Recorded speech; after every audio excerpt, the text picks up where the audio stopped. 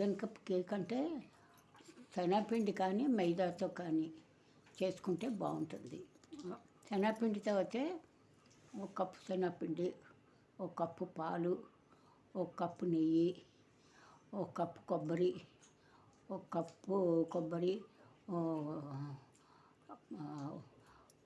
3 కప్పులు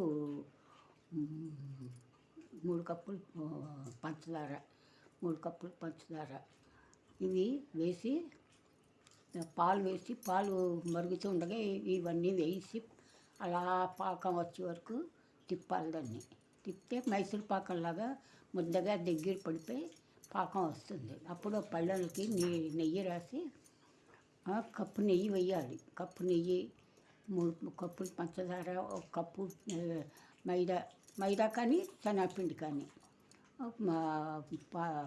పాలు ఒక కప్పు, తర్వాత కొబ్బరి ఒక కప్పు, నెయ్యి ఒక కప్పు, పంచదార 3 కప్పులు ఇవన్నీ వేసి బాగా దగ్గర పడే వరకు తిప్పాలి. తిప్పి పళ్ళెంలో నెయ్యి రాసి మైసూర్ పాకంలాగా దగ్గర పడిపోతుంది. ముక్కలు కొయ్యాలంటే అందులో ఏలక్కాయ పొడి వేసి ఆ పళ్ళెంలో ఇది అంతా పోసి ఇలా నేర్పాలి.